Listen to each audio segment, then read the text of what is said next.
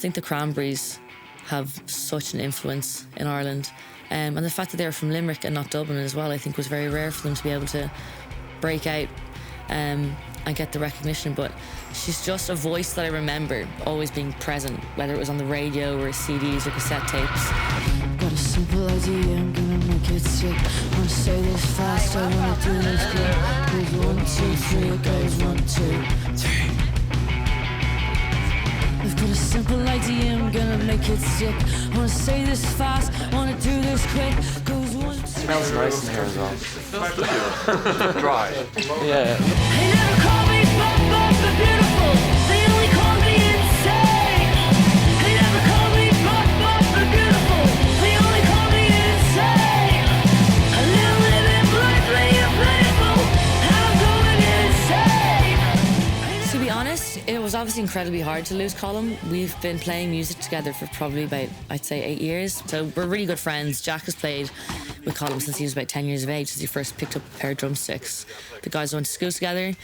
And I think it was important for us to find someone to step in as like a session guitarist that felt like they could fit personality-wise, I think emotionally, and just obviously musicality.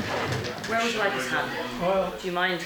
Guitar, bass, is that okay? Yeah. Okay. I think myself, Jack and Sam, we're so like a family unit now that we're going to remain sprints as the three of us and have guest guitarists join us as almost like session musicians, because I think it's a very rare thing to have how close we are and how much we've gone through together. I just don't know if you'll ever find that again. But obviously one day we might meet the perfect person and then they'll join the family forever. Have I plugged in for the bass amp, the cab and the amp on the correct inputs? Oh, yeah, let me check. I have no idea. But for now, Zach is an incredibly talented guitarist, incredibly talented songwriter in his own right and singer. He stepped in and filled Colm's boots one weekend in Brighton when Colm couldn't get off work. So we're familiar with him and he plays in loads of amazing Dublin bands. So it's an honour and he's been absolutely smashing it. And I can barely breathe.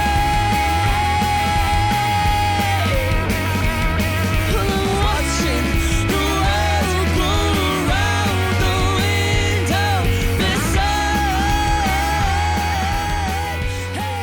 Do you feel Dublin?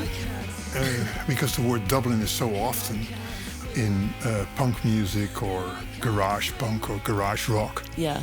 It's kind of become synonymous with like noise guitar music now, Dublin. Yeah. I think obviously Dublin has shaped our lives. It's a massive part of our identity and our Irish identity. But I think our music is a little bit more internal and reflective and maybe cathartic than what our city is. I think the societal environment of our city has obviously influenced our experiences and what happens to us as people. So it's those stories that we kind of focus on. So we kind of say that Dublin isn't the story, it's the canvas where the songs happened to occur. But our music is definitely focused a lot on personal experience, internal emotions, and I think processing. Wanna say this fast, wanna do this quick. Goes 1, 2, 3, it goes 1, 2, 3. I've got a simple idea, I'm gonna make it sick. Wanna say this fast, wanna do this quick. Goes 1, 2, 3, it goes! This actually is the year that you decided to stop all the other jobs and concentrate on the band. Yeah. Do you still remember that moment that you decided we're going to go for it? I think when we signed the record deal, we were like, okay, this is going to happen. And then we recorded the album. We're like, it's really happening. And then the tours started to get booked. And we were like, okay, there's 3 months of touring coming up. There's no way that we can do this anymore. And I think there was one day, I think I was just so stressed. We'd just done like 7 weeks in a row of festivals, like Thursday to Monday, and then was working Monday, Tuesday, Wednesday. And that me and Sam were just like, we can't do this anymore. So one day I was just messaging him and I was like, I can't do this anymore. Like, I'm just handing my notice today. I'm putting the Band-Aid off. Mentally or physically? Mentally. Yeah. I was like, I'm just going to do it.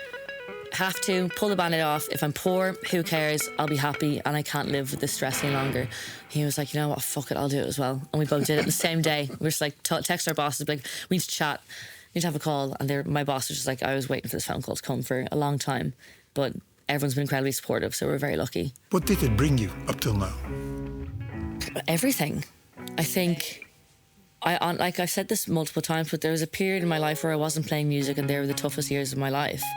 And I think it took me a long time to admit to myself that I wanted to do this, because once it's spoken out loud, I think then people are able to criticise whether you succeed or don't succeed in it. The pressure is on to do something with it, and you have to face the reality.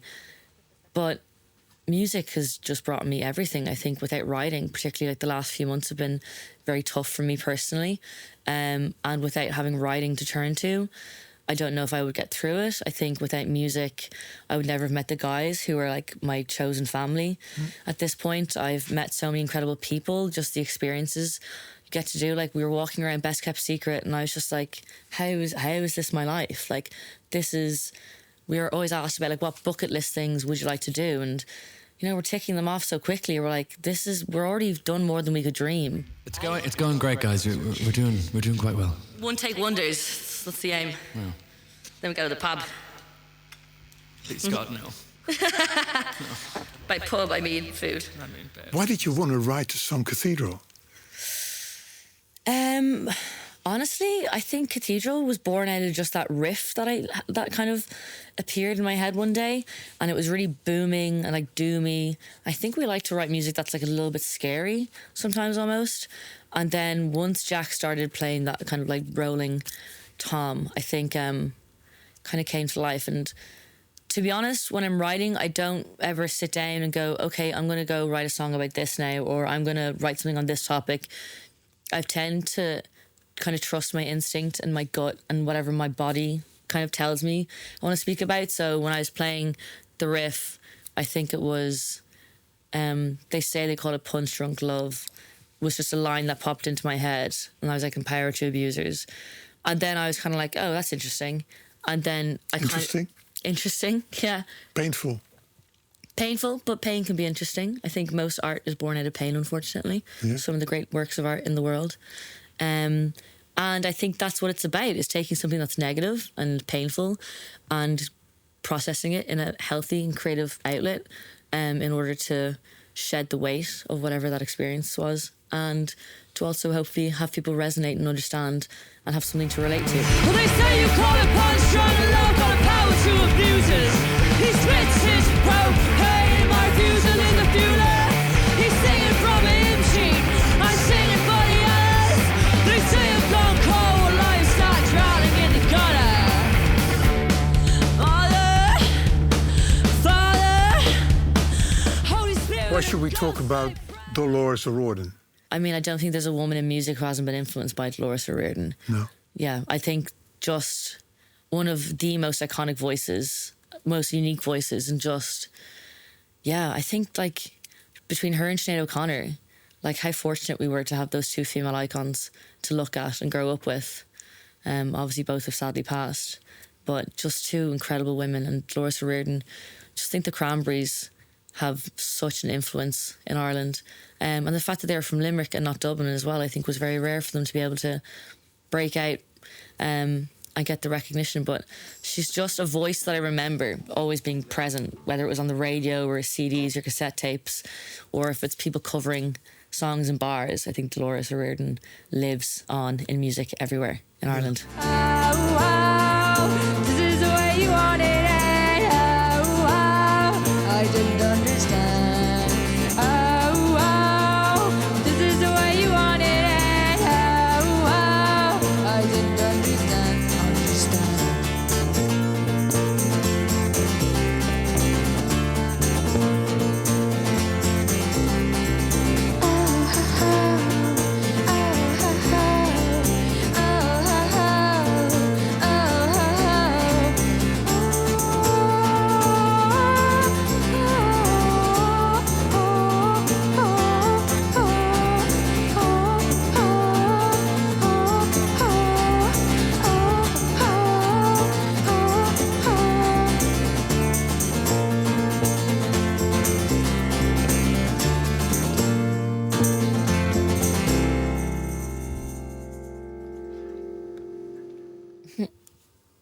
Sweet.